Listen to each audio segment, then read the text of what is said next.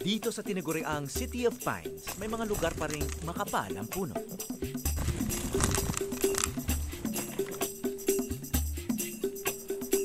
Pero sa Karatig probinsya ng Benguet, may mga lugar kung saan naglaho na ang mga puno. Putol na rin ang daan. Kahit ang bisikleta, kailangang iwanan.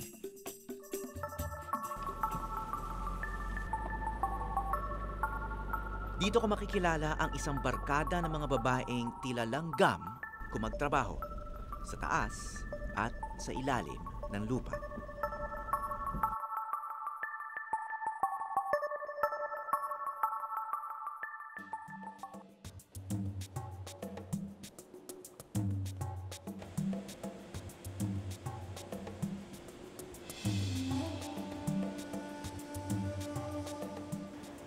Isang maling hakbang lang sa ilalim ng bangin kapupulutin. Sa kabila ng bangin ay ang bundok na ito. Pangkaraniwan ang itsura pero katangi-tangi para sa mga taga rito.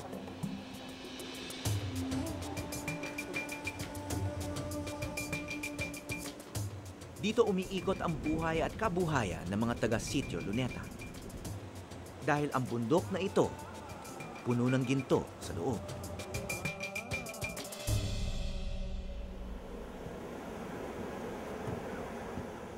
Simula nang tumigil sa pagmimina ang Benguet Corporation sa Sitio Luneta noong 1992, matapos ang 86 na taong pagmimina.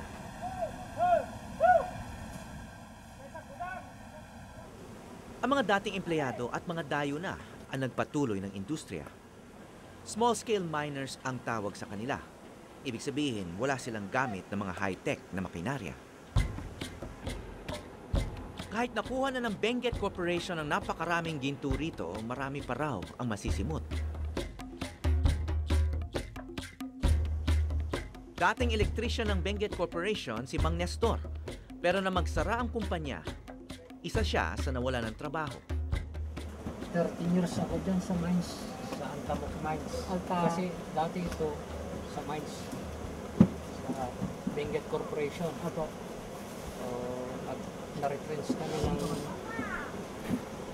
kami kaya 13 years ko lang. Hindi naabot yung alis dahil nag-close. Nagkaroon din ng sakit sa puso si Mang Nestor, kaya gustuhin niya man. Hindi na niya magawang pumasok pa sa minahan.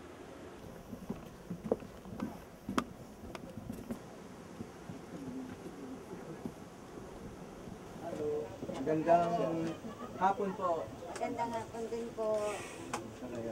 Bahay ng Minera. Hanggang sa damit. Tuloy. Bahay ng Minera.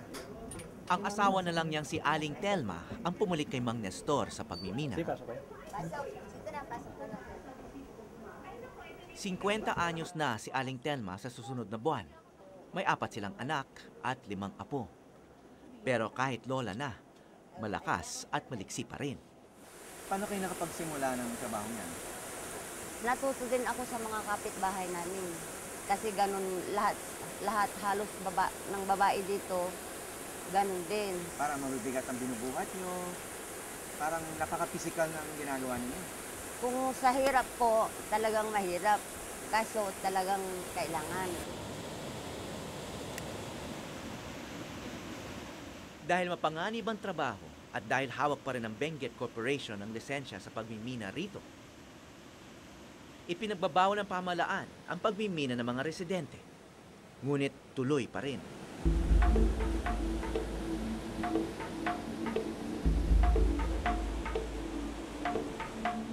Ang pangunahing trabaho ng mga babaeng minera rito ay ang pag-iipon ng mga durog na naba o kung sa wikang Ingles, or mga pinagtabasan ng mga tipak ng batong kinokolekta ng mga minero galing sa loob ng bundok. Waste kung tuwagin nila, kaya itinatapon na lamang ng mga minero. Pero pinagkakakitaan pa ng mga minera. Ngayong hapon, kasama ni Aling Telma ang mga kumadre at kapwa niya lola, sina Aling Lucille at Aling Rosenda, sa pagsasako ng mga waste. Kapag umabot na sa 100 ang sako, idinadaan ito sa proseso kung saan may mapipiga pa rin ginto. Sa 100 sako, maaari silang makakuha ng gintong umaabot sa 10,000 piso.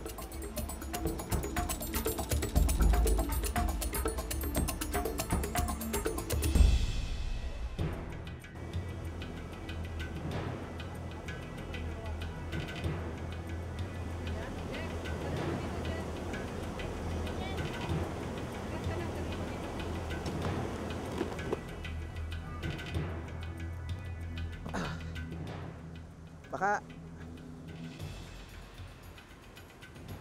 Paano to kung bumagsak, sasabog ba siya? Kaso, hindi ko masyado makita yung daan dahil nakayuko ako.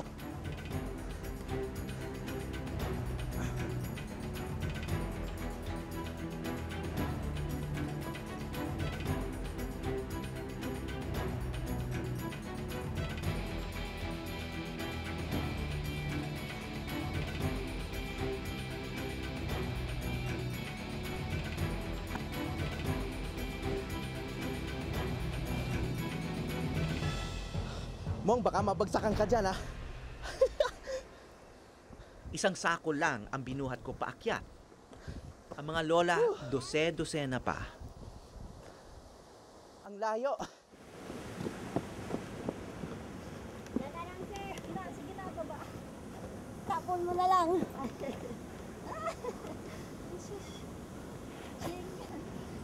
Hirap ang trabaho nyo. Pero meron pa palang mas mahirap na trabaho ang mga minera rito.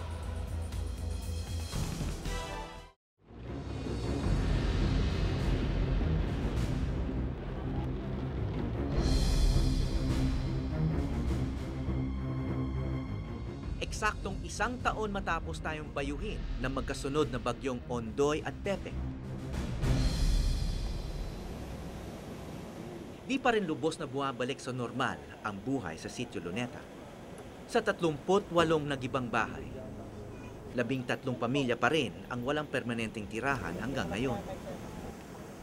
Swerte na walang minero ang nadisgrasya noon habang nasa loob ng minahan. Pero nito lang Marso, isang trahedya ang nangyari sa kasagsagan ng isang malakas na ulan. May 3 minero na namatay sa mina na yan bago siya sinara. Nagmimina sila dyan. Paano sila namatay?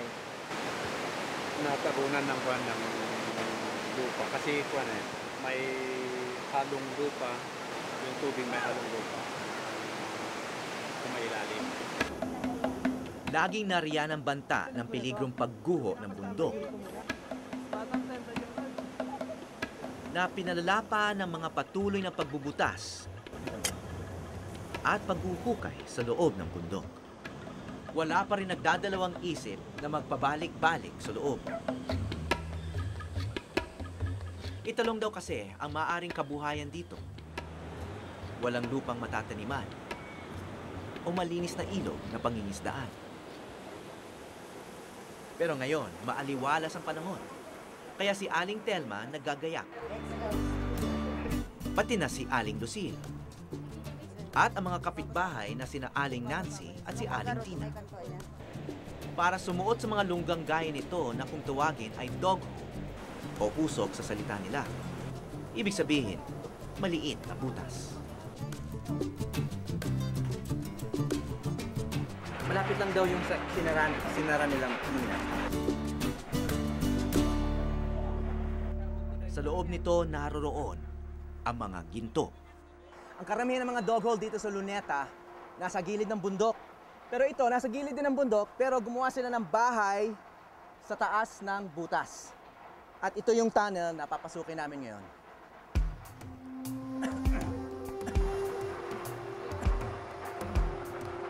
Naman, yun ang sinukas pa lang.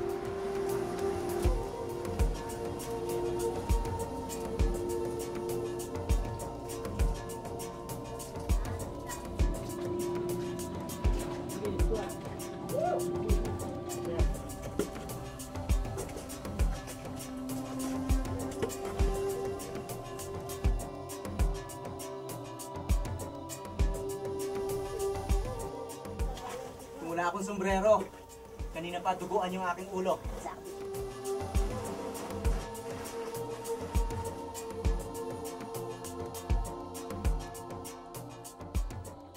Bakit laging may tumutulong na tubig dito? Saan po galing yung tubig? Hindi naman to galing sa inidoro sa taas. Tagulan lang. Okay. Buti naman. So galing lang to sa ulan. Okay. Hindi to galing sa bahay,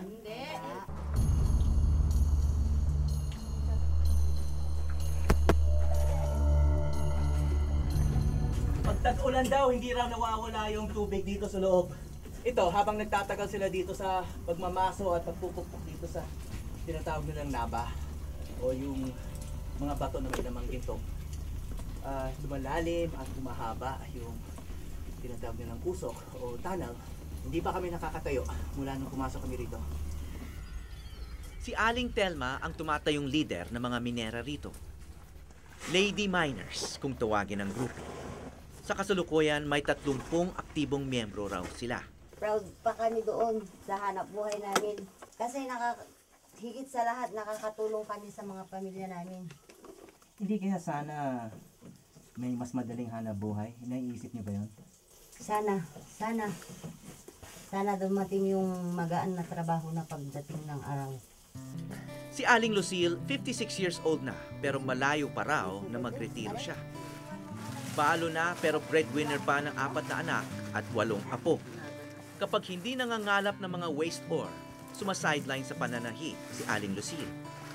Siya ang may tahi nitong napakahabang hose na gawa sa sako at dinaraanan ng hangin. Ayun, may butas. Paano yan? May butas. Hindi ka nawawalan kaya ng hangin? Malakas pa rin yan po. Nilalagyan ng ganyan para pag habang nagpapahinga ka dyan, mayroon kang nalalanghap ng kahit paano. Talagang sinadyayan. Sinadyayan po. Edad 45 na si Aling Nancy, may 8 taon na rin siyang minera. 4 na anak niya, 2 ang nagtatrabaho din sa usok. Pati ang asawa niya sa minahan nagtatrabaho. Sa pamilya niyo? Kung ano yung tinatrabaho niya mismo? Sa usok. 2 lang yung anak ko lang dahil hindi na sila makapag-aaral. 2 lang pang-aaral. Mahirap. Nabagsakan na ba kayo ng bato rito? Sa awa ng Diyos, hindi pa naman. May nababalitaan ba kayong gano'n? Kasi yung asawa ko, namatay. Doon din sa parehong tunnel. Many years lang. 4 years. Ano nangyari sa kanya?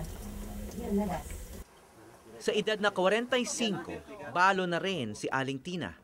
Kahit sa pagmimina namatay ang kanyang asawa, wala raw siyang magagawa kundi pasukin din ang pagiging minera para mabuhay ang naiwan sa kanyang 3 anak. Yan ang vertical. So may hagdan ba yan? O gapang? Mayroon pero yung mga stall na hagdanan. Banda dyan, vertical na raw. Pababa.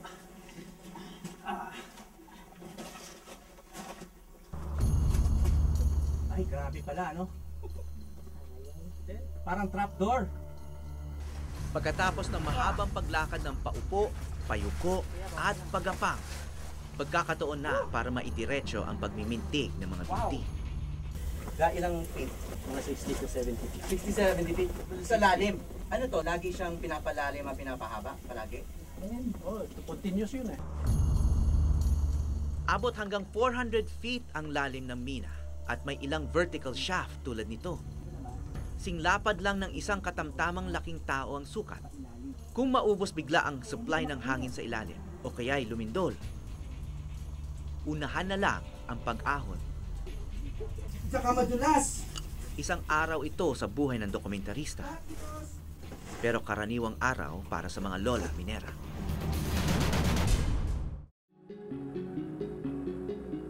Sa ibabaw ng bundok,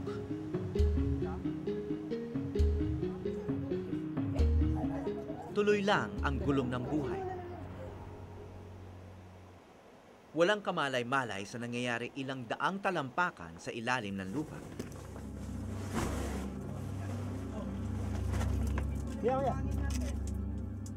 Lahat ng steps dito matibay.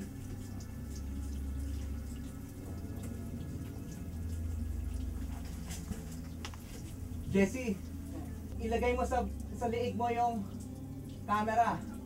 Ha? Pamabagsakan mo ako.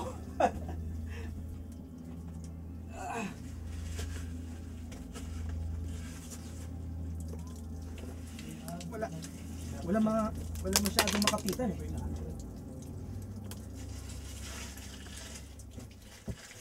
First level pa lang ito, 60 o 70 feet ang lalim mula sa binabaan namin.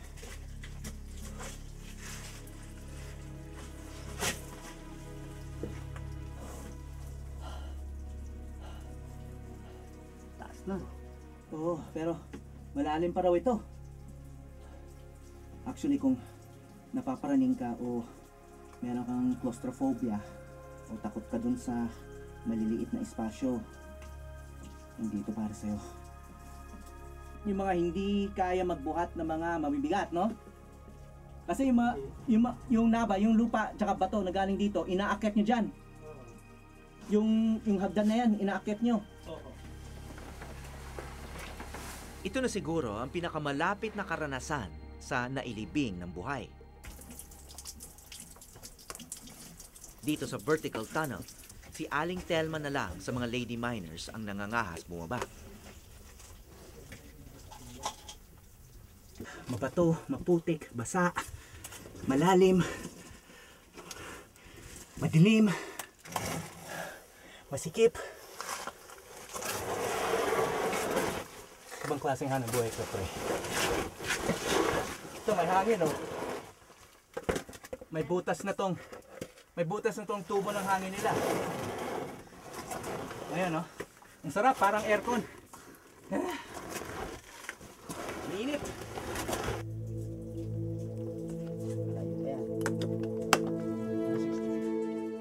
Pero kailangan tiisin para marating ang bahagi ng usok kung saan naroroon ang mga ginto.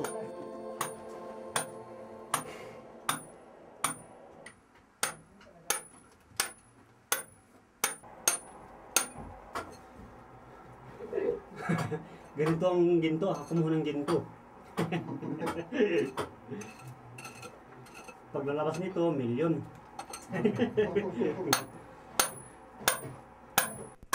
Sa ganitong malalalim na usok, mga lalaki na ang nagtatrabaho. At sa hirap ng trabaho rito, kailangan relyebo sila. Gamit ang maso at kunyak o malaking pako. Ayan, o yan. Ayan na. Simula Enero ngayong taong ito, 8 na ang naitatalang namatay na minero sa Benguet. Karaniwan ay dahil sa sinasabi nilang nag-gas daw. It's only after the incident, it's only after yung recovery ng victim na malalaman na may gas doon or may oxygen deficiency. But as of now, we don't have the equipment to determine whether the cause of death is oxygen deficiency or gas poisoning. Kung di man sa gas ang ikinamamatay ng mga minero, ay ang pagkatrap sa ilalim at pagkalunod kapag pinasok na ito ng tubig. At dahil sa sunod-sunod na pagkamatay ng mga small-scale miner, pinatigil na ng DNR noong January 2009 ang pagmimina sa paligid ng Antamok River, kung saan kabilang ang Sitio Luneta. Pero ginawaran din ng gobernador noong nakaraang taon ng Special Temporary Small-Scale Mining Permit ang 5 grupo ng mga minero, kasama na ang Luneta Miners Association. Basta makakuha sila ng permiso mula sa Benguet Corporation, na siya pa ring may-ari sa lupa kahit pa huminto na ito sa operasyon. Hindi ititigil, hindi po pwedeng itigil ito dahil maraming magugutom eh. But a little more than 40% of the people of Benguet depends on small scale. Hindi mo pwedeng itigil, but i-regulate natin sila. Pansamantala, habang patuloy ang usapan sa patutunguhan ng mga small-scale miner, tuloy lang ang trabaho sa loob ng mga usok. Sabi kasi ng DNR o ng pamahalaan na sobrang peligro o delikado na itong trabaho to, kaya gusto nilang i-ban. Saan naman kami saan kami naman nahanap ng trabaho. Karamihan nga dito yung mga disqualified sa ibang mga kumpanya o ng trabaho. Dito sila nag-ipon-ipon. Kasi dito kahit sino pwede. Pwede. Pero, malakas lang ang katawan dapat. Oo. Gaya ng mga babae. Noon hindi sila pumapasok. Talaga namang pinagbabawal namin yon. Pero sa mga siguro sa mga horizontal, gano'n, at saka sa labas. So bakit pinapayagan na sila ngayon? Bakit may permiso na ngayon? Alam ko kasi para ba may ipakita na talagang yung mga babae kaya rin nila. Sa kabila ng hirap ng pagmimina, mas pinipili pa rin ito kaysa sa ibang hanap buhay. Katapos lalabas na. Walang nag-iisang nagmimina. Sabay-sabay silang bumababa. O, merenda muna tayo, mga busing. Sabay-sabay nagmimerienda. At sana, laging sabay-sabay lalabas.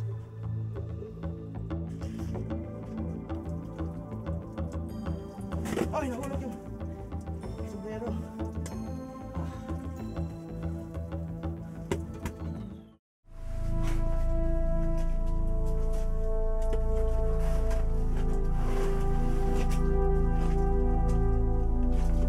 Pagkalipas ng ilang oras na nakabaluktot, pwede na ulit tumayo ng diretsyo.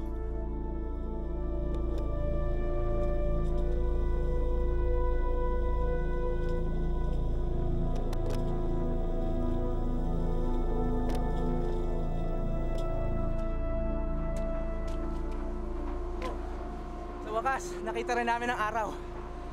Bukod sa mahirap, napaka-peligroso pala ng workplace ng mga tiga rito. Pero isipin mo, ngayon lang kami nagbabad dyan sa loob.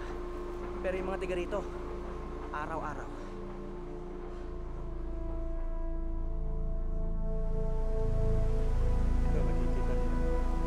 Kung sinwerte sa loob ng usok, makakapaglabas ang isang minero ng ganito.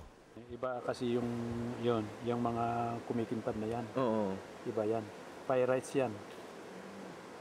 Pero ito, ginto na talaga ginto yan. Na yun. Yung Ginto parang yan. brown sugar na yan. Ito, yan. Ginto ba yan? Hindi. Hindi, ginto yan. Ano lang yan? Parang, Putik lang yata yan eh. Mansa ng kwan. Oo.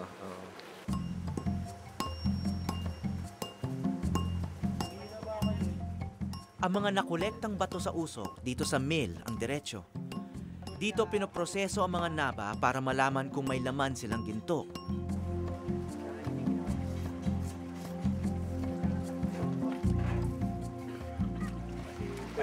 So, saan dyan yung ginto?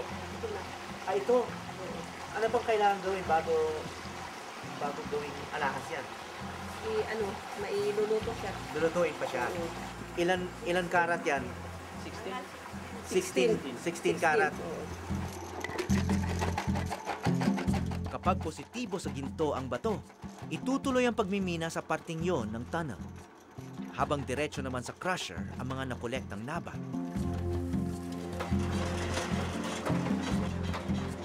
Dudurugin pa ulit ang mga ito sa ball mill hanggang maging singpino ng simento. Maalis yung mga puti.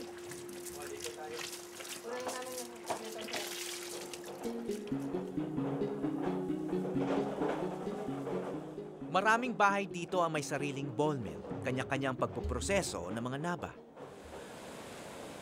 Ang dumi nila diretso sa ilog na bumubuhos naman sa isang napakalaking open pit. Ang isa sa pinakamalakas na lason sa mundo, ang cyanide, ay ginagamit dito sa proseso. At pati ito, doon din ang tapon. Ang open pit sa Luneta na lang ang natitirang bakas na mahigit 8 dekadang pagmimina ng Benguet Corporation dito.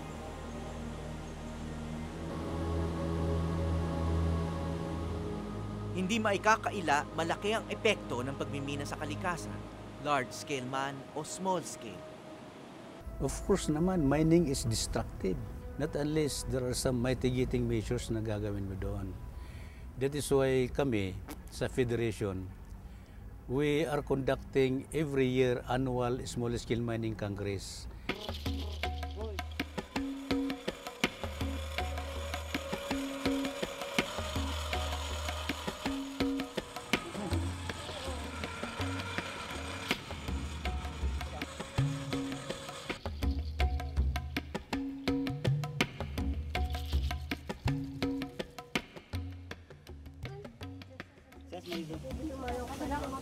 Gaano po karami yan?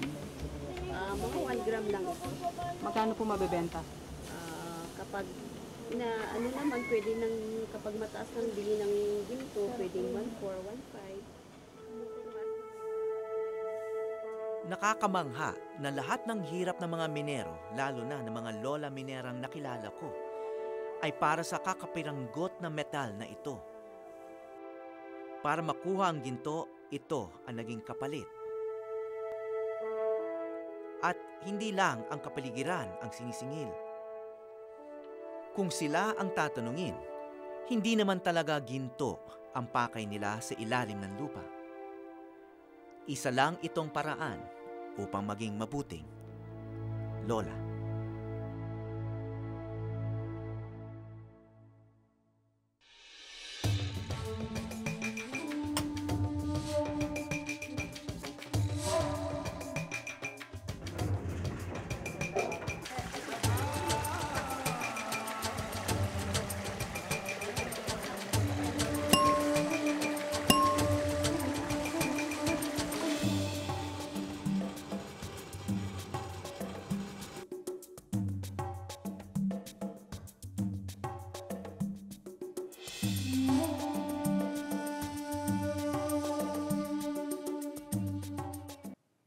Maraming salamat sa pagtutok sa Eyewitness, mga kapuso.